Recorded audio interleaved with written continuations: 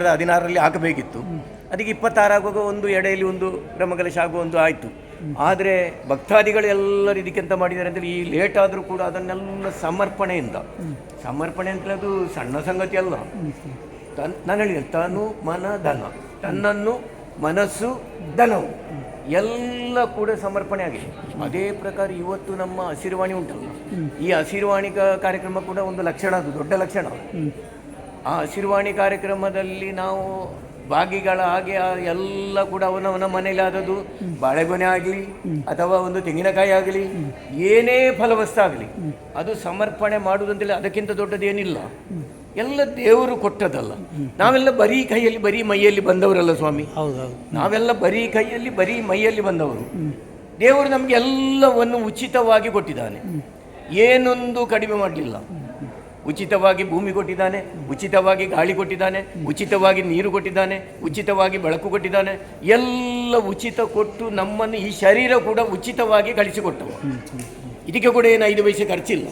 ತಂದೆ ತಾಯಿಗಳು ಹೇಗೆಂದರೆ ಭೂಮಿಗೆ ಬಿದ್ದ ನಂತರ ನೋಡಿದಲ್ಲದೆ ಇದರ ಒಳಗೆ ಏನು ಕೆಲಸ ಯಾರ್ದು ಇಲ್ಲ, ಯಾರ್ದು ನಡೆದಿಲ್ಲ.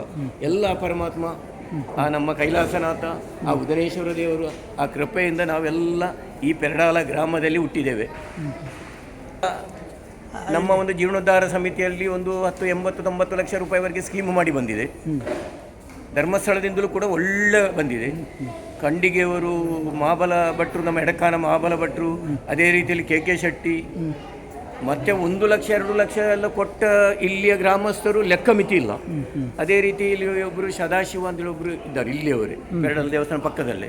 ಅವರ ನೋಡಿ ಆ ಹಿತ್ತಾಳೆ ಎಲ್ಲ ಹಾಕಿದ ಅವರ ಲೆಕ್ಕದಲ್ಲಿ. ಈ ಸ್ಕೀಮ್ ಹೇಗೆ, ಅದರ ರೂಪರೇಷೆ ಹೇಗೆ? ಅದು ನಮಗೆ ಅಂದರೆ 1 ವರ್ಷದೊಳಗೆ ನಾವು ಮುಗಿಸಿದ್ದೇವೆ. ಹಣ ಪೂರ್ತಿ ಪಾವತಿ ಮಾಡೋರದ್ದು ಮಾತ್ರ ಅದರಲ್ಲಿ ಸ್ಕೀಮ್ನಲ್ಲಿ ಆಗಿದ್ದೇವೆ. 1 ವರ್ಷಕ್ಕೆ 3,000 ಅಲ್ಲ? ಅಲ್ಲಲ್ಲ, ಒಂದು ನಿಧಿ ಕೂಪನಿಗೆ 3,000 ರೂಪಾಯಿ. ಅದನ್ನು 1 ವರ್ಷದಲ್ಲಿ 3,000 ಮಾಡಿದ್ದೇವೆ. ನಮ್ಮ ಸಂಗ್ರಹ ಅದು 3,000 ಕೂಡ ಮುಗ್ದಿದೆ. ಆದರೆ 90 ಲಕ್ಷ ಬರಬೇಕಿತ್ತು, ಅಲ್ಪ ಸ್ವಲ್ಪ ಕಡಿಮೆ ಬಂದಿದೆ. ಅದು ಕೆಲವು ಪುಸ್ತಕ ಅಲ್ಲಿ ಬಾಕಿಯಾಗಿದೆ, ಕೆಲವರು ಕೊಡ್ಲಿಕ್ಕೆ ಬಿಟ್ಟು ಹೋಗಿದೆ ಉಂಟು. ಆದರೂ ಅತ್ಯಂತ ಯಶಸ್ವಿಯಾಗಿ ಆದರೆ ಯಶಸ್ವಿಯಾಗಿದೆ. ಇಡೀ ಬಲ ಸಿಕ್ಕಿದ್ದು ನಮಗೆ ಅದರಿಂದ.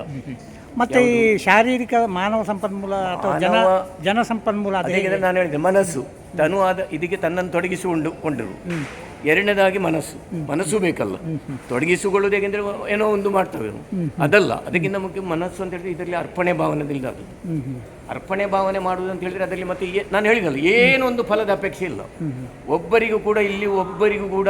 ಅದು ಇಲ್ಲಿ ಒಳಗಿನಿಂದ ಹಿಡಿದು ಕಮಿಟಿಯವರಾಗಲಿ, ಕಾರ್ಯಕರ್ತರಾಗಲಿ, ಊರವರಾಗಲಿ, ಯಾರಿಗೂ ಕೂಡ ಒಂದು ಎಳ್ಳಿನಷ್ಟು ಕೂಡ ಏನಾದರೂ ಫಲದ ಅಪೇಕ್ಷೆಯಿಂದ ಇಲ್ಲಿ ಮಾಡಿದ್ದಲ್ಲ ಅಂತ ಸಾಕಷ್ಟು ಮಂದಿ ಇದ್ದಾರೆ. ಅಪೇಕ್ಷೆ ಆಗ್ತಿದ್ರೆ ಇಷ್ಟಕ್ಕೆ ಚಂದ ಆಗ್ತಿಲ್ಲ. ಅದೊಂದು ಭಯಂಕರ ಪವಾಡವೇ ಅಂತ ಹೇಳಿದ್ರೆ. ಒಂದು ಉದಾಹರಣೆಗೆ ಒಂದು ಹೇಳ್ಬೋದು, ಯಾರು ಒಂದು ಶ್ರಮದ ಹೇಗೆ ಸರ್ ಅದು ಇದಕ್ಕಿಂತ ಅಂತ್ಯ ಮಾಳಿಗೆ ಅದು ಹೇಳಿ ಗುಣ ಇಲ್ಲ ಸರ್. ಮತ್ತೆ ಎಲ್ಲ ಕಾಮಗಾರಿ ಕೂಡ ತುಂಬ ಕೂಡ ಪ್ರಯೋಜಕರೇ. ಈಗ ಒಳಗಿನ ಖಂಡಿಗೆ ಅವರು, ಈಗ ಸುತ್ತುಬವಳಿಯ ಗೋಪುರದ ಇಡೀ ಗ್ರೆನೇಟ್ ಗೋಪಾಲಕೃಷ್ಣ ಪೈ, ಅದೇ ರೀತಿಯಲ್ಲಿ ಇಲ್ಲಿಯ ಗ್ರೆನೇಟ್ ಶಿವಶಕ್ತಿ ಕ್ಲಬ್, ವಸಂತ ಮಂಟಪ ನಮ್ಮ ಲೆಕ್ಕದಲ್ಲಿ ಯಾವುದು. ಹೀಗೆ ಒಂದೊಂದು ಕಾಮಗಾರಿಗೂ ಕೂಡ ತುಂಬ ಜನ, ನಾನು ಹೇಳಿದೆ ಹಿತ್ತಾಳಿ ಸದಾಶಿವ ನಿಮ್ಮ ಇಲ್ಲಿ ಹತ್ತಿರದವರು ಅವರ ಲೆಕ್ಕದಲ್ಲಿ. ಮತ್ತೆ ಹಗಲು ರಾತ್ರಿ ಕೆಲಸ ಮಾಡಿದ್ದಕ್ಕೆ ಅದಕ್ಕೆ ವ್ಯಾಲ್ಯೂ ಕೂಡಿಸಲಿಕ್ಕೆ ಸಾಧ್ಯ. ದೇವಸ್ಥಾನದ ಎದುರುಗಡೆ ಸಾಕಷ್ಟು ಮಣ್ಣು ತುಂಬಿಸಿದ್ದಾರೆ, ಮೌಲ್ಯ ಕೂಡಿಸಲಿಕ್ಕೆ ಸಾಧ್ಯ ಇಲ್ಲ. ಅದು ಎಷ್ಟು ಎತ್ತರ ಅಂತ ಹೇಳಿದ್ರೆ ಅಷ್ಟು ಎತ್ತರ. ಕಾರ್ಯಕರ್ತರು ಉಂಟಲ್ಲ ಸರ್, ಕಾರ್ಯಕರ್ತರು ಅವರ ಲಕ್ಷ ಅಂತೇಳಿ ಅವರು ದುಡ್ಡಲ್ಲ, ಆ ಒಂದು ಶರೀರವನ್ನೇ ಇಲ್ಲಿ ಅರ್ಪಣೆ ಮಾಡಿದ್ದಾರೆ 3 ವರ್ಷದಿಂದ.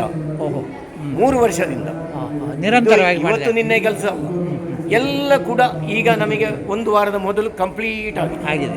ಎಲ್ಲ ದೇವಸ್ಥಾನದಲ್ಲಿ ಹೇಗೆ ಅಂತ ಹೇಳಿದರೆ 24 ಗಂಟೆ ಮೊದಲು ಕಂಪ್ಲೀಟ್ ಆಗೋದು. ಇಲ್ಲಿ ಹಾಗೆಲ್ಲ 1 ವಾರ ಮೊದಲೇ ಎಲ್ಲ ಕೆಲಸ ಕೂಡ ಆಗಿ ಕೈ ತೊಳೆದು ಕೂತಿದ್ದಾರೆ. ಭಾಳ ಅದ್ಭುತ ಸರ್ ಇದು. ನಾನು ಶಿಫಾರಸು ಹೇಳುವುದೇ ಅಲ್ಲ, ಅಂದರೆ ನೀವು ಅನೇಕ ದೇವಸ್ಥಾನಗಳಲ್ಲಿ ಅದನ್ನು ನೀವು ತೊಡಗಿಸಿಕೊಂಡವರು. ಅದಕ್ಕೆ ನಾನು ಹೇಳಬೇಕಾದ್ರೆ ಇನ್ನೂ ಸ್ವಲ್ಪ ಮುಂದಕ್ಕೆ ಹೋಗಬೇಕು. ನೋಡಿ, ಭಾರತವೇ ಪುಣ್ಯಭೂಮಿ. ಅದರಲ್ಲಿ ಕೂಡ ಈ ಪರಶುರಾಮ ಗೋಕರ್ಣದಿಂದ ಕನ್ಯಾಕುಮಾರಿವರೆಗೆ ಇರುವುದು ಪರಶುರಾಮ ಕ್ಷೇತ್ರ. ಅದರಲ್ಲಿ ಕೂಡ ತುಳುನಾಡು, ನಮ್ಮ ಕುಂಬಳೆ ಸೀಮೆ, ಮೂಲ್ಕಿ ಸೀಮೆ, ವಿಟ್ಲ ಸೀಮೆ, ಈ 3 ಸೀಮೆಗಳು ಕೂಡಿರುವುದು ತುಳುನಾಡು. ಅದರಲ್ಲಿ ಕೂಡ ಪೆರಡಾಲ ಗ್ರಾಮ ಅಂತ ಹೇಳಿದ್ರೆ ಉಂಟಲ್ಲ, ಪೆರಡಾಲ ಗ್ರಾಮದಲ್ಲಿ ಅದು ಅದ್ಭುತದಲ್ಲಿ ಅದ್ಭುತ. ಜಗತ್ತಿನಲ್ಲಿ ಇದರಷ್ಟು ಒಂದು ಶ್ರೇಷ್ಠ. ನಾನು ನಮ್ಮ ಈ ಗ್ರಾಮದಲ್ಲಿ ನಾನು ಹುಟ್ಟಿದೆ ಅಂತ ಹೇಳುವುದಲ್ಲ.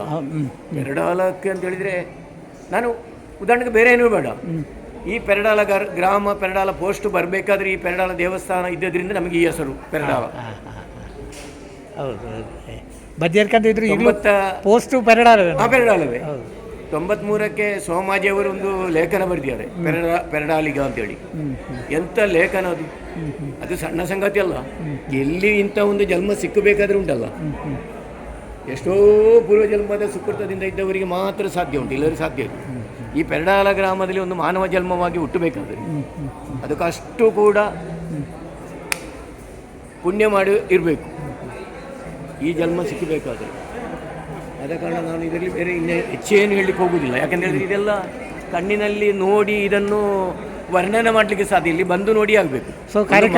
ಒಂದು ಮಾವಿನ ಹಣ್ಣು ತಿಂದು ಒಳ್ಳೆ ಸಿಹಿ ಉಂಟಂದು ನಿಮ್ಮಲ್ಲಿ ಹೇಳಿದರೆ ಆದೀತ, ತಿಂದೇ ನೋಡಿ, ನೀವು ತಿನ್ನಬೇಕು, ನಾನು ತಿನ್ನಬೇಕು, ಆದರೆ ಮಾತ್ರ ಇದರ ಸಿಹಿ ಗೊತ್ತಾದೀತು. ಸೊ ಭಕ್ತಾದಿಗಳು ದೂರದಿಂದ ಬರಬೇಕು, ಇಲ್ಲಿ ಬಂದು ಈ 10-12 ದಿನದ ಕಾರ್ಯಕ್ರಮವನ್ನು ಆ ದೇವರ ಒಂದು ದರ್ಶನ ಮಾಡಿ ಹೋದವರು ಇನ್ನು ಕೈಲಾಸಕ್ಕೆ ಬೇರೆ ದಾರಿ ಬೇಡ, ಕೈಲಾಸ ಪ್ರಾಪ್ತಿ ಗ್ಯಾರಂಟಿ, ಸಂಶಯ ಬೇಡ. ಹಾಗೆ ಒಂದೆರಡು ಮಾತು ನೀವು ಕೇಳಬೇಕೆಂದು ಹೇಳಿದೆ. ಧನ್ಯವಾದಗಳು. ಆದ ಕಾರಣ ಈ ಸಂದರ್ಭದಲ್ಲಿ ನಮ್ಮ ಈ 10-12 ದಿನದ ಕಾರ್ಯಕ್ರಮ ಯಾವುದಕ್ಕೆ ಒಂದು ಕುಂದುಕೊರತೆ ಬಾರದಾಗೆ ಅಕ್ಷಯ ಆಗಿ ಎಲ್ಲ ವಿಷಯದಲ್ಲಿಯೂ, ಸಂಪತ್ತಾಗಲಿ, ಧಾನ್ಯ ಆಗಲಿ, ಇಲ್ಲಿಯ ಸಮಿತಿಗಳಾಗಲಿ, ಯಾವುದಕ್ಕೂ ಕೂಡ ಕಮ್ಮಿ ಆಗದೆ, ಯಾವುದು ಕೂಡ ಆಗಲಿ ಎಲ್ಲ ಅಕ್ಷಯ ಆಗಿ ಆಗಲಿಕ್ಕೆ ಆ ಉದನೇಶ್ವರ ದೇವರು ಅನುಗ್ರಹಿಸಲಿ, ನಮಗೆಲ್ಲರಿಗೂ ಕೂಡ ಕೃಪೆ ಪಾತ್ರರಾಗೋಣ ಅಂತೇಳಿ ಹೇಳಿಕೊಂಡು ಈ 12 ದಿನ ಕಾರ್ಯಕ್ರಮಕ್ಕೆ ಎಲ್ಲರೂ ಕೂಡ ಬಂದು ತನು ಮನ ಧನದಿಂದ ನಾವು ಸಮರ್ಪಣೆ ಮಾಡಬೇಕು. ದೇವರಿಗೆ ಏನು ಬೇಡ, ನಾವು ಮೇಲಕ್ಕೆ ಹೋಗಬೇಕಾದ್ರೆ ಇದು ಸಮರ್ಪಣೆ ಅಗತ್ಯವೇ. ಇದನ್ನು ಮನಗಂಡು ನಾವೆಲ್ಲರೂ ಕೂಡ ಚೆನ್ನಾಗಿ ಒಮ್ಮೆ ಆ ಪೆರಡಾಲ ದೇವಸ್ಥಾನ ಕ್ಷೇತ್ರಕ್ಕೆ ಬಂದು ನಾವೆಲ್ಲರೂ ಕೂಡ ಪುಣ್ಯವಂತರಾಗಬೇಕಂತ ಹೇಳ್ತಾ ಧನ್ಯವಾದಗಳು. ಎಲ್ಲರಿಗೂ ಕೂಡ ವಂದನೆಗಳು, ಅಭಿನಂದನೆಗಳು, ಪ್ರಣಾಮಗಳು.